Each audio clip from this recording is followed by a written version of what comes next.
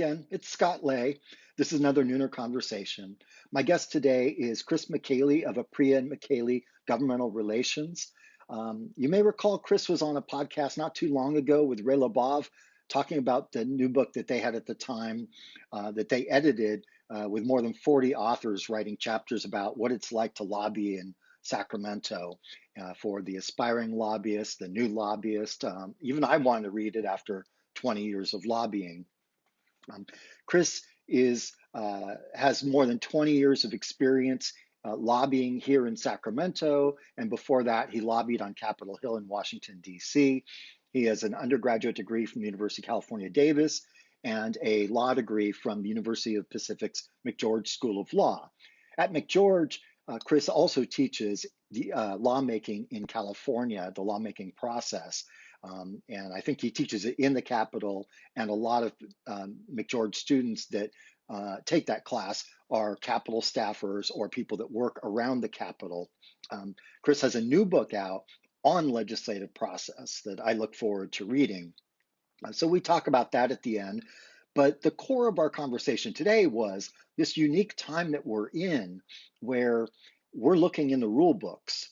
I had to look up what is the Committee of the Whole. It's Rule 115 of the Assembly Rules, HR 1 for those that want to geek out on it. Rule 115, and on May 26, next Tuesday, the Assembly will be using it for the first time since 1995 to hear the budget budget presentation from various interests and the Department of Finance and the Legislative Analyst's Office. And it'll be something like we've never seen in most of our careers. I was a brand new lobbyist at the time, I think, when they used it in 1995 for the Orange County bankruptcy, but I sure don't remember that. Additionally, you have committee hearings for both bills and budget subcommittees that are hybrids between legislators and advocates and interest groups that are present in the Capitol, and those that are distant. Some can do it video conferencing, and others it's a phone-in situation. It's a bit awkward, and we talk about that. Chris has been sitting in a lot of those committee rooms. He was in one today, so he has his insight on it. I've been watching it on my computer as I self-isolate here about a mile from the Capitol. So I really enjoyed the conversation. I hope you will as well. As always, provide feedback, scott@scottlay.com. On Twitter, I'm Scott Lay, SCOTTLAY, real hard. And Facebook, same thing. So send me feedback. And I look forward to talking to you on the next Nooner Conversations. Enjoy this conversation with Chris Micheli. You may note that I've got a shadow over my face, and that's because I've got a hat and kind of so-so lighting in my place. I need to get the lighting situation fixed, but it's going to be a few weeks before I take off the hat because I have hair that was last cut in December. And I've been told by Governor Newsom that it's going to be a few more weeks before we can get our locks trimmed. And boy, do they need a trim. So pardon that. I'm a big fan of the Twitter account, Rate My Skype Room, where they judge all the TV personalities based on the background, the lighting, everything. I've got my Buddhas back there, but I can't do much in the way of correcting my shadow right now. So again, enjoy this conversation. Well, welcome to another episode of Nooner Conversations. Today, my guest is Chris Micheli, who I've had on before in a discussion on a Nooner Conversation, and who Gibran and I had on with Sacktown Talks by the Nooner episode as we did a wrap of last year's very crazy first year of this 2-year legislative session. And we never thought it would get crazier than this, did we, Chris? We thought we had seen it all. Yeah, we have a combined 45 years of experience around the Capitol in various capacities. And we have one thing in common in that we've never actually worked in the Capitol, but we've probably spent Not in more this time, Capitol. I only worked in the U.S. Capitol, yeah. Right. But we've probably spent more time in the Capitol than almost anybody now that a couple of key retirements have happened. After Dotson left and Jody retired, I mean, our combined time in the Capitol is a lot. We've seen a lot of retirement parties. Hard to believe how quickly it's gone by too. Yeah. So now you are one that I've been following you and your updates that you send out, and you're actually going in person to the committee hearings, which I've been watching on my computer because I've got, history of lung problems. So I'm trying to stay the hell away from Gotcha. what is already known as a petri dish. Yep. But how has it been in these very strange committee hearings like we've never seen before? Well, yeah, I mean, it's definitely a unique experience because you can't come and go as you would normally choose in the people's house, right? I mean, I've never had somebody ask me why I want to enter the Capitol, where I'm planning on going, and escorting me around. So that's never occurred in 20 plus years of lobbying at the California State Capitol. So they actually escort you around? Yeah, I mean, to be fair, in most instances, the sergeants are stationed at the different intersections, and so they essentially pass you along from one to the next. But depending on who's doing it and the time of day, sometimes they'll walk you, to the elevator, and oftentimes, press the button and expect you to go to the designated floor. And is it still only one person in the elevator at a time? One person in the elevator, yes. Yesterday, Senator Glazer was coming down from the 5th floor, and it stopped at the 4th, and I thought it was, the sergeant and I thought it was opening, and I would take it and go down to 4, and Senator Glazer peeked his head out, and I said, "Oh, I'll have to take the next one." And so he continued down to the 1st floor, and then a different one came and got me, and then I went down. So yeah. So what's it been like from an advocacy standpoint, in terms of, you've got a mix of people that are testifying in the committee room, and then you have this telecom. I mean, we've kind of gotten into the world of the Supreme Court of the United States, which we also never would have thought. I haven't heard any toilet flushing yet, though. Yes, I haven't heard that either in committee, thankfully, but you never know what to expect now. I've heard a lot of beeps, and I think you were around of the time when Carol Migden was chairing approps, and she was on budget committee, and she was a real stickler. If she ever heard a phone go off, it was like you were out of there. She would tell the sergeants to go and get the phone and bring it to her. Exactly. Yes. And so I hear these beeps on the phone lines, and not just the phone lines, but when the legislative analyst's office or Department of Finance during the budget hearings, when they're doing the video conferencing, you hear their phones going off and stuff. So it's not just the big bad lobbyists and special interests calling in on the phone. Yeah. That are not video conferencing. No, I always shut mine off or put it on vibrate. Yeah, even mine's on do not disturb right now. So somebody will probably knock on my door, but do you feel, because some people think that this is the wave of the future, that and there was this whole debate, in SR 86, Senate Rule 86, it was approved on March 16th before Senate resolution. Recess. Yeah, Senate Resolution 86, which said that the Senate President Pro Tem, Tony Atkins of San Diego, could authorize committees and even the floor to cast votes with a mix of people that were in person and people that were in distance. Correct. The Assembly said that their lawyers said that wasn't possible, although the two houses generally share the lawyer. So, but is this a wave of the future, or is this just this temporary? God, I hope not.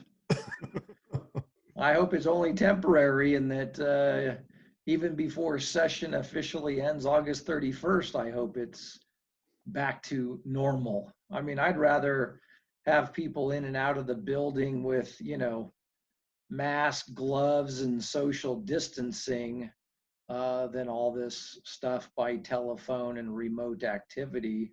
But, to be fair, I mean, you cited, your respiratory issues. I mean, my own son has asthma, and so he could be susceptible to things. So he's pretty much stayed put, and others are, either of a certain age that seems highly impacted by the COVID-19 disease to, people who have other,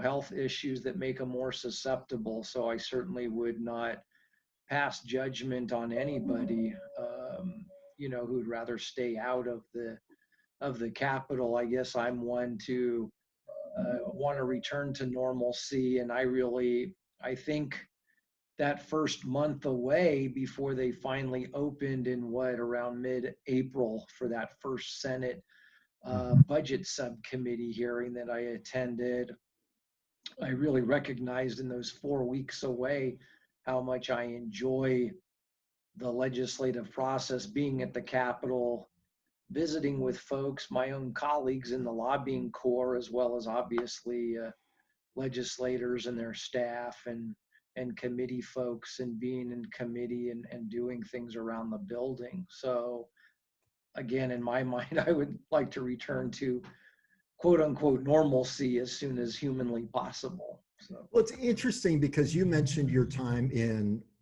working in the U.S. Capitol. And when I was lobbying, people always say, well, don't you want to go to Washington and be part of that community? And I always said, I like Sacramento because you're not segmented off in interest groups. Like in Washington, not interest groups, but subject areas. In Washington, education workforce people see only education workforce people, everything, and lobbyists there will lobby a subcommittee only, right?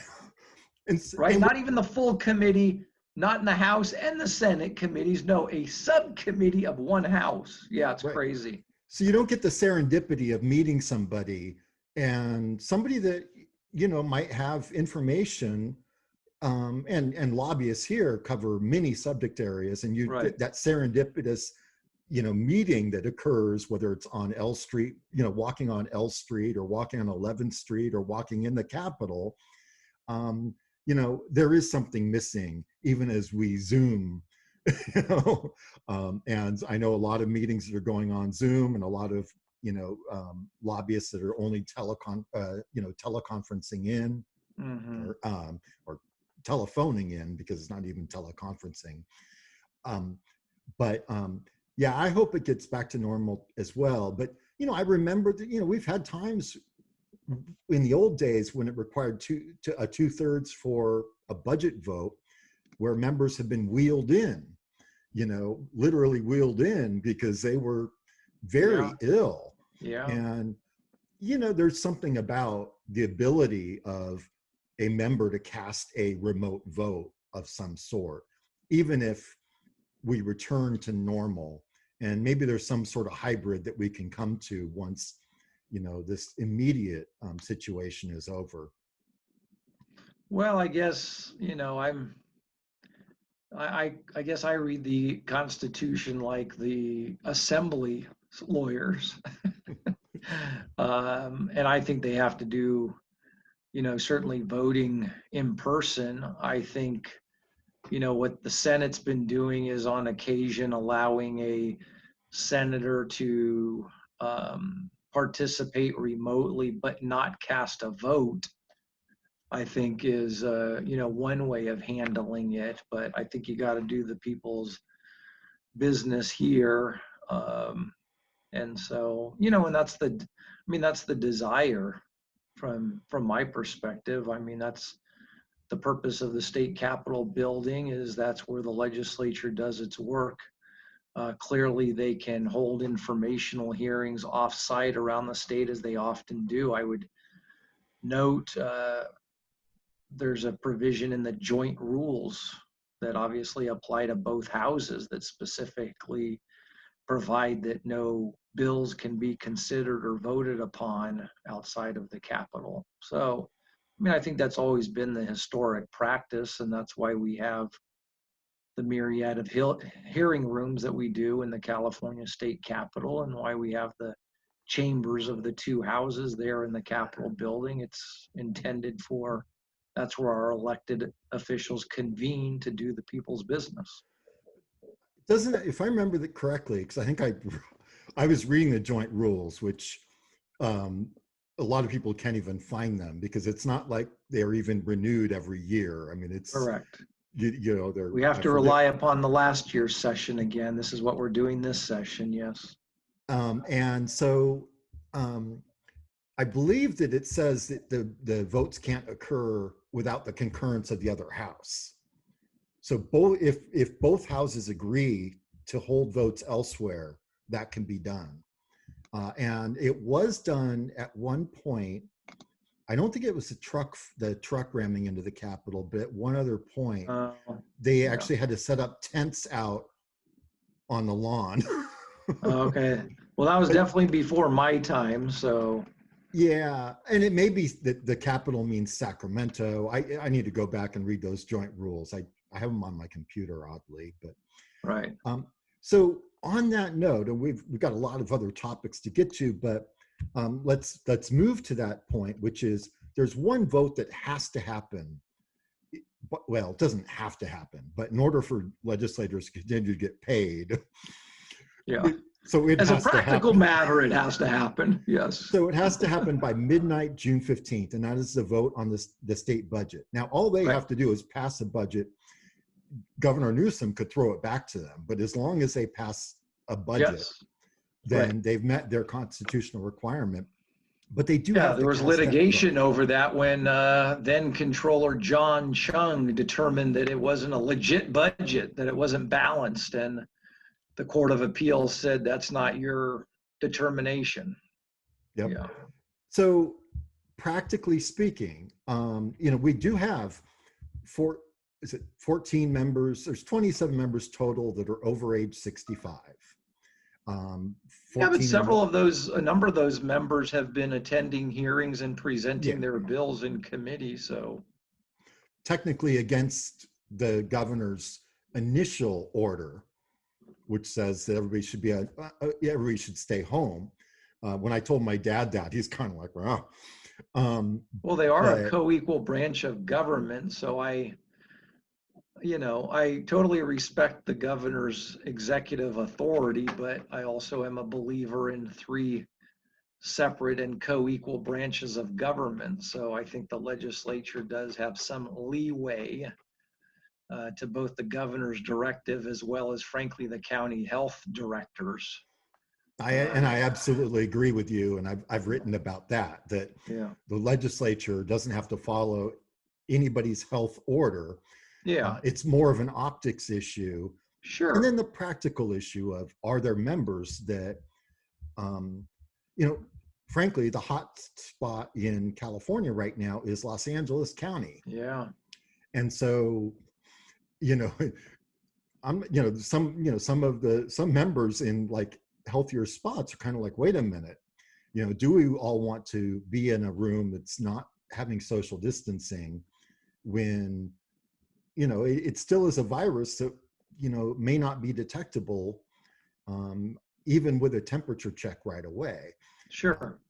So, there is that practical situation. Well, you can also go and get a test with, which I think most legislators, as far as I can tell, I certainly haven't surveyed every one of them, but many of them were in fact tested. But obviously that's a point in time, right? Yeah. I mean, you could be tested by a physician today and 2 days later you could get infected. So what are you going to do? Test them every single day that they come to the Capitol? I mean. So let's say that, so we have this June 15th budget date coming, in less than a month now. And let's say the Sacramento County order. I mean, well, I outlined it in today's nooner. Today is Wednesday, May 20th. Yeah. And, you know, something like an 80-member body plus staff doesn't even come into play until stage 4 under the governor's plan. And the counties in Sacramento County is clearly following the governor's plan. And so stage 4 is once therapeutics are found. Well, that's not going to be, I mean, I guess we can do semantics and say that, was it remfankin and hydroxychloroquine? I mean, but that's not going to happen by June 15th. We'll be in stage 3, but that's still going to be, you know, relatively small gatherings in small workplaces. So is it an optics problem for the legislature, or can they just say, hey, we're appropriating money for COVID response, and so it is critical for us to be here. We're not just essential, we're critical. Yeah. Well, I think, yes, I think they should be here and do those duties, and not just because they're constitutionally bound by it. I mean, they play a role in all of this, whether it's from an adoption of the budget to adopting law changes that are necessary, whatever it may be. I mean, there are only 120 people that are elected, some every 2 years and some every 4, to represent 40 million people in the state of California. We're just shy of 40 million. I mean, those 120 people should, you know, be here in Sacramento and doing, you know, the people's business. So I'm sure that there's somebody who is going to gripe about it, you know, well, you won't allow more than 10 people to witness my wedding, but you'll allow 80 assembly members to gather. Well, they're doing the people's business on behalf of the remaining 39.9 million people of the state of California. So yes, we view them a little bit differently, and that's not to necessarily put them on a pedestal, but the fact that, again, they are elected to help lead the state of California, and it's not just one branch of government that's in charge of everything. Even in a state of emergency, the legislature plays a critical role and should play a critical role. So, I mean, long answer is, sure, there's undoubtedly going to be somebody who's going to gripe about it. I'm sure the media might point it out, but in my humble opinion, they're doing the role that is envisioned by those who elect them and that which governs our state, i.e. our Constitution. And I don't disagree. And the folks that gripe are probably the same people that would gripe if Governor Newsom is making all the decisions himself. You know, well, again, I mean, to me, there's a happy median. I mean, look, the assembly came back May 4th. It is now going to meet on May 26th as a committee of the whole. They're not going to do floor session until the second week in June. You know, the Senate came back May 11th and doesn't anticipate floor session until right around the June 15th deadline. So it's not like they came back and have been meeting all together on a regular basis. No, they've held, you know, committee hearings with very few that overlap necessarily.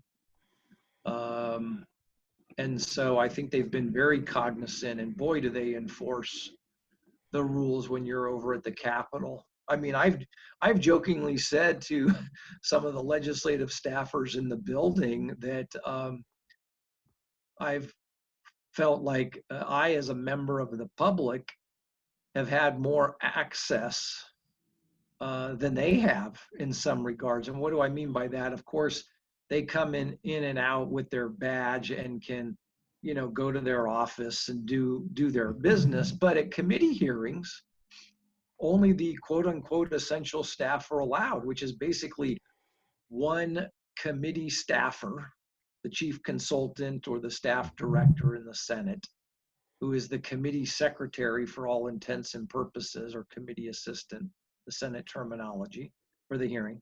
the Republican caucus consultant, and then, rules and committee and sergeant folks to make sure that it's operating, and then a select number of the public. I haven't been in a hearing yet over the last 3 weeks in which they had to cap the number of admittances because they reached their threshold. But all the other staff, normally committee staff, I'm sorry, not committee staff, the personal staff of the legislator will be in the room for the members who are sitting on the dais, i.e. the committee members. And then the personal staff will sometimes sit at the witness table when his or her boss is presenting their bill, or at the very least, they're sitting in the audience with the public. All those people are out. So the legislators who are sitting on the dais, they don't have any staff in the hearing room, and the legislator presenting his or her bill has no staff. So they're not even allowed in the committee hearing room, even though a select number of public members are allowed in, which I found, fascinating in those first hearings. Now I'm used to it, but. Now, taking off your hat as an advocate, you're also an adjunct professor at McGeorge School of Law, and you teach it's not legislative process. The lawmaking in California is what we call it. Yeah. I always have to remember that because it's a different terminology than. Well, look, we do, as you would imagine, we do 90% of it on the legislative process, but one class does cover the rulemaking process of the executive branch agency, and then one class is on direct democracy, the people's lawmaking. So Putting on that hat, yeah. Do you feel as if it's working, right now? I mean, so we had contentious bills came up today on revisions to AB 5, which I know you worked on last year, and you were somebody that was looking for revisions. So even setting aside that, I just want to point out that there are some weighty bills. Today there was a housing package now backed by Senate President Pro Tem Atkins. Yep. So there's some big stuff going on. Yeah. Is democracy being done right now from your professor hat? Yeah, I mean, surprisingly well. I know that very first hearing of the Senate Budget Subcommittee was delayed almost a full hour when the, Senate, actually it's the LDC, the Legislative Data Center, but, that the site crashed because there were so many people tuning in, right? This was the first legislative hearing in the pandemic era. The legislature, which by then would have had dozens of hearings between the two houses, nothing had occurred in the past month. And so everybody obviously tuned in. But other than that, there have been a few glitches, like sometimes with the telephone operator, and clearly there's some user error in terms of people not taking themselves off mute, or not muting themselves, or not figuring out that, yes, you have been called on, so please speak. Don't go on and on about, can you hear me? Is it my turn to speak? All that nonsense. But yeah, I mean, I've been pleasantly surprised as to how well it has gone. I think that the efforts by Senate and Assembly leadership staff, and in setting up the I forget the terminology, but the video conferencing room, so that there's a direct link between the hearing room for those who are the two lead witnesses, either in support or opposition, so that they're absolutely guaranteed nothing will go haywire.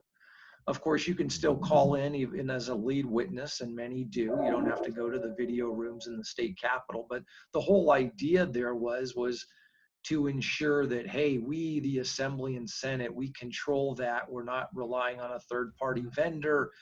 If your cell phone dies, or you get kicked out of the queue, or whatever else crazy stuff has happened, no, you are guaranteed that you will be able to present before that committee that's operating, 2 or 3 floors above you in that first floor conference room. So I think that the legislature has, spent weeks testing those systems to make sure that they were up and running. And I think honestly have done a phenomenal job in light of the fact that they've had little time to set up and to allow, public participation. So again, I think they've bent over backwards and have done a really good job. I think so too. I mean, I mostly watch budget hearings Yeah. because that's my longtime interest. But Yeah. watching Senate Budget and Fiscal Review being run off the Senate floor, the Senate chamber, and Sure. Chair Holly Mitchell at the rostrum. Right. It was strange, but then and then watching budget subcommittees and even the main committee on the floor, having Department of Finance, web conferencing in, legislative analysts web conferencing in, Right. swapping different experts. Yeah. It's been remarkably smooth. Yeah. And, I think both of us can remember far less smooth in-person situations of like somebody's not there, Sure. but I really haven't seen much of that. So it's been a surprise. Yeah. Now you mentioned the committee of the whole. So now the assembly is meeting on next Tuesday, May 26th, as a committee of the whole under Rule 115. Yeah. Now, this hasn't been used since 1995. And Yeah. while I was technically working at the time, it was the Orange County bankruptcy. And I was from Orange County, and the last thing I wanted to hear about was the Orange County bankruptcy. Right. So can you talk a little bit about the committee on the whole and what people can expect to see? Yeah, I mean, as you said, the assembly rules provide for the full assembly to operate as a committee of the whole anytime that they want, and the speaker or anyone that the speaker designates as the chair presides. And the purpose is to allow persons other than assembly members to address the committee of the whole. In other words, under normal circumstances, when the entire 80-member assembly meets, it's on the floor of the California State Assembly, and only they can address each other, right? Even senators, a senator has to have an assembly member be the floor manager of his or her bill on the assembly floor. So even a senator, another elected official, 100 yards across the hallway, cannot speak on the floor of the assembly. And so obviously what it is in essence is it's the budget, it's the full assembly getting a budget briefing and being able to ask questions and hear from the Department of Finance, the governor's budget advisor, obviously, and the LAO, the legislature's budget advisor, and let them talk and question those people. So in essence, you're having on the floor of the assembly non-assembly members addressing members of the California State Assembly while they are in session. So they create this committee of the whole, and that's the way they operate. In my mind, it's basically all 80 are now members of the budget committee so that they can all hear and ask questions and partake, because clearly on the assembly side, at least, the budget subs are doing very abbreviated hearings without votes. So for example, tomorrow, Thursday, the 21st, from 10 to 1 is Assembly Budget Sub 3, chaired by Assemblyman Bloom. Now they've got resources, transportation, which both could have their own budget subs. They're combined. So everything in the trans world, from CTC and Caltrans to CHP and all of that, which generally goes on at least 2 or 3 subcommittee hearings for several hours on their own. Then you have resources, be it Cali, PA, and Natural Resources and DTSC and the water boards and blah, blah, blah. They have multiple subcommittee hearings that often go on for hours. Well, they're combining all of them in one 3-hour period. No votes. They're going to have a presentation by the LAO. The members will ask some questions for a while, and then they're going to open it up to random public comment, because normally public comment would be like on the resources agency budget and maybe a particular item that was up for discussion. You'd have some public testimony on. Well, now it could be across the board. So you could get somebody, the first caller's on high-speed rail, and then the second person is on, the climate resiliency bond proposal, and then we're back to Caltrans, and then we're over to the water boards, et cetera, et cetera. And that's going to be for a short time, maybe an hour. There could be hundreds of people on the line who will never get heard. There's a question whether or not there will actually be a two-house conference committee, or whether or not they're going to basically put together the budget deal behind closed doors based upon these hearings. So long-winded explanation to say the committee of the whole makes a lot of sense for all 80 members to be able to hear and inquire about the budget from the DOF and the LAO, and then within 2 weeks, basically, they'll be voting on a final budget. And the Senate's doing the same thing. They start today, and they have one subcommittee a day. The Assembly has they split it. So like education in the Assembly, they split K-12 and early childhood education from higher ed. Despite the Memorial Day weekend, Senate budget subs are Saturday, Sunday, Monday. Monday is education, so I know what my Memorial Day barbecue is going to be. There you go. There you go.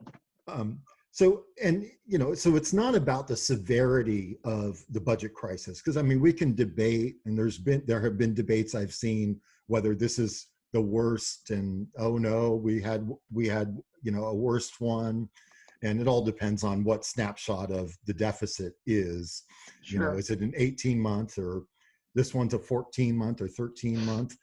It doesn't matter. But the bigger point is, because of the 2-month shutdown, if you will, of the legislature, we didn't have as many budget subcommittee hearings where even non-members of those subcommittees pay attention and, even sometimes weigh in and sit in on those subcommittees. And so because of that, there hasn't been an ability for the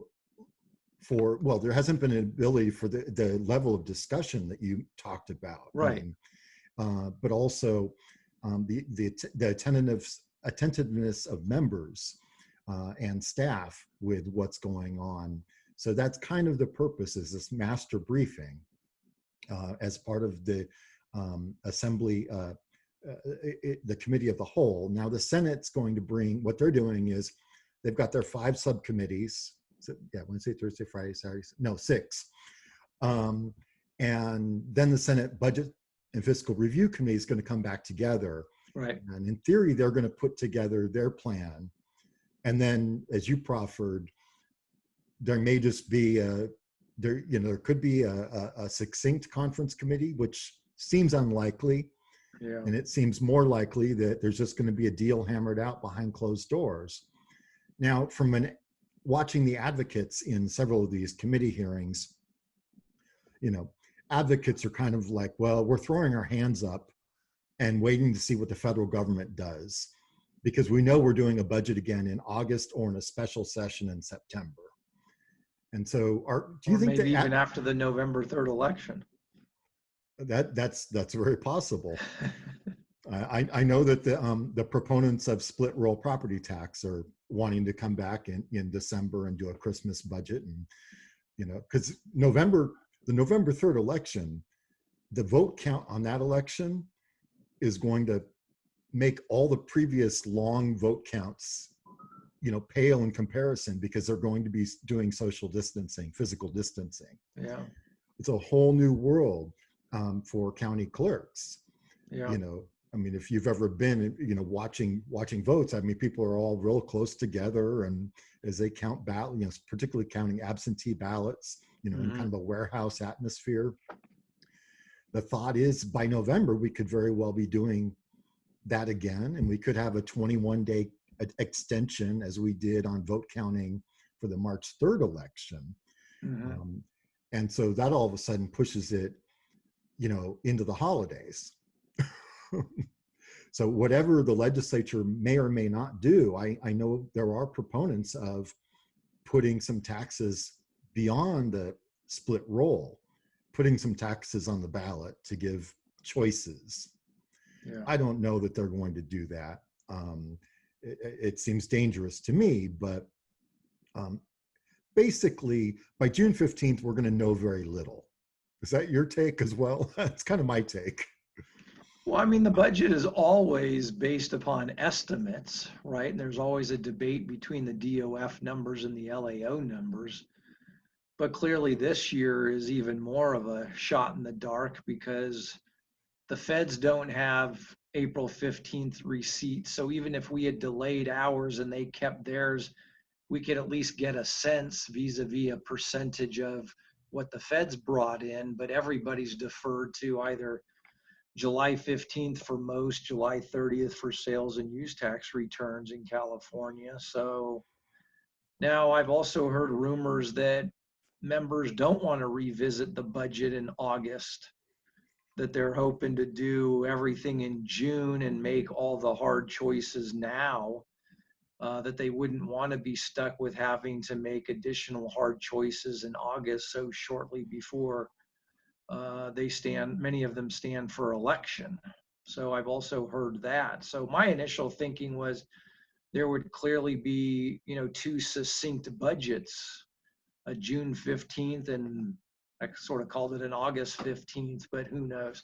Look, there are always trailer bills done in August, even in all these normal years. So I could see trailer bills and the proverbial budget bill junior that they like to call it, which is essentially modifications to the main budget bill that was adopted by the June 15th deadline. So I could see some changes based upon what the actual tax receipts are, but honestly, we would hope that, the DOF analysis, which is basically a quarter reduction in PIT returns, a quarter reduction in sales tax, and a quarter reduction, give or take, in the corporate, that it's not getting much worse than that, we hope. PIT is personal income tax. Oh yeah, sorry, personal income tax, the bank and corporation tax income, and sales and use tax. So you really hope that it's not getting any worse than that. Maybe it's a longer recovery period, not a true V-shaped recovery that they've talked about. Yesterday, I was reading an article from a financial analyst who was talking about a W recovery, some ups and downs. Who knows? But yeah, you do hope it doesn't get any worse, and that, God forbid, in August, after they get their tax receipts, they would have to come back and say, you know what, folks, it's even worse. We're going to have to make more cuts. Yeah. Well, and there's also the expenditure side, which is also very controversial about how the administration is spending money, emergency response, how much oversight does the legislature have? Yeah. And what is the cost going to be? How are we going to get the 75% reimbursement from the Federal Emergency Management Agency, FEMA? Yeah. You have all these, you have questions on both the revenue side and the expenditure side. There's even debates about caseload related to CalWORKs, the welfare program implementation in California, in-home supportive services. A lot of those things are very closely tied to the economy as well. True. So it is going to be a period of uncertainty. Well, Chris, I know you've written a lot about this. I mentioned you're an adjunct professor at the University of the Pacific McGeorge School of Law. Could you share a little bit about what it's been like as an author in putting your ideas on paper? The last time we did a a Nooner conversation with you and Ray Labov. It was about a new book you have out that's you are the editors of, that had, I forget, a couple of dozen authors or something. Yeah, about 40.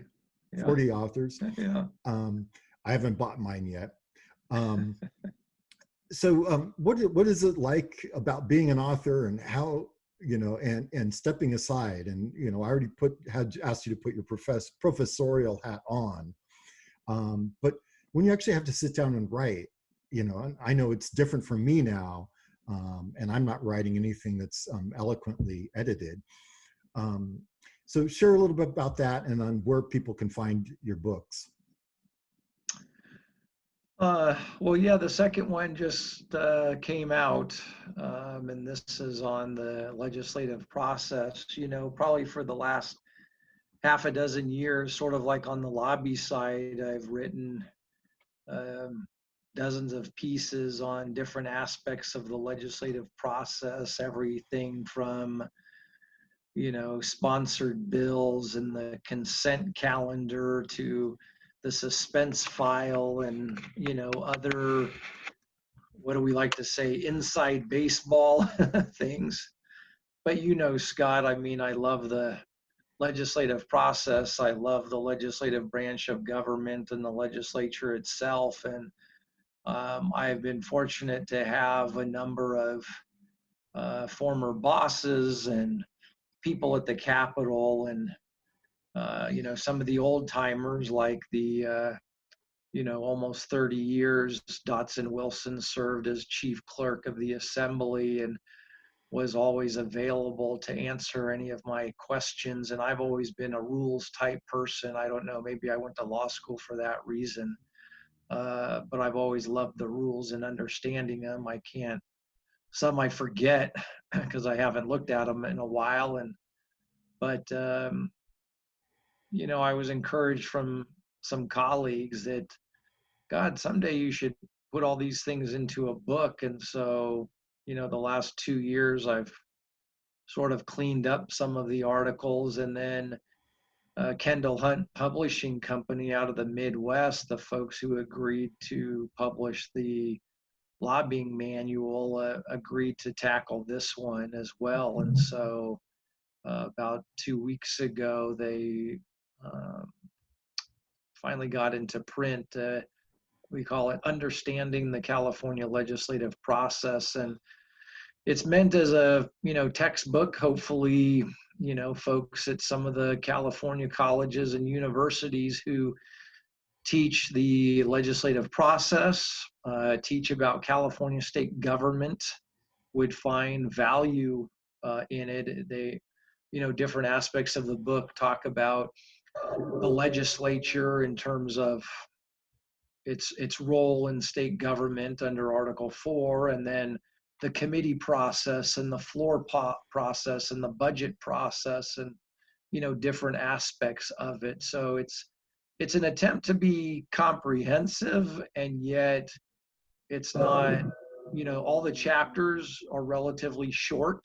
So it's really goes right to the heart of it and says, here's how the consent calendar is determined in both the Assembly and the Senate. So here are similarities, here are differences, and that's it. It's not a lengthy discussion on what does it mean to be a consent item and what's the purpose and all that. No, it's just, hey, here's how you determine what gets on consent in either house, if you will. So it's pretty straightforward in an explanation, and where appropriate, it cites provisions of the Constitution or the government code or the respective Assembly, Senate, or joint rules to help explain or give context to some of those different things. So again, for somebody who loves the process, it's basically a compilation of the pieces I've done over the years. Well, I know that there are several professors of and teachers of state government that are Nooner subscribers. Okay. So they'll get this podcast. And okay. I took state government at UC Davis undergrad. Yeah, so did I. And I'm from Tony Bernhard, who had worked in the Capitol. Then he was the county clerk at the time.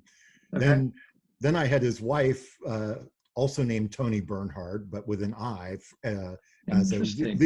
legal writing professor at UC Davis Law. Okay. Did you discuss the committee of the whole in the book? I do not believe I covered Assembly Rule 115. I mean, I've talked about the Assembly rules in the past, but as you noted, the last time was in the Orange County bankruptcy in the mid 90s, and just there obviously hasn't been a need for it. So it sits on the book, so to speak, getting used every 25 years or so. Well, I'm going to, in the show notes for this podcast and in the email I send out, I'm going to put the links to the book, this one and the one that we discussed previously, and I'll link to that podcast Okay. on lobbying. You know, do you want to be a lobbyist, and what is it? So I will certainly link to that, and I'll link to Rule 115 just so people There have you go. that as well. It's, I won't call it an errata because it's not really an error on your part, but it's it'll consider it your first addendum. That's right. Maybe in the second edition, I will delve into some of the truly obscure, rarely used rules. Yes. Right. The legal debate over whether you can have remote voting. I mean, you know, we Yes. never would have thought we had gotten here. Well, thank you so much, Chris Micheli. Thanks, I can't Scott. wait to have you on again. All right. Take Thanks care. for It's been letting me. another Nooner Conversation.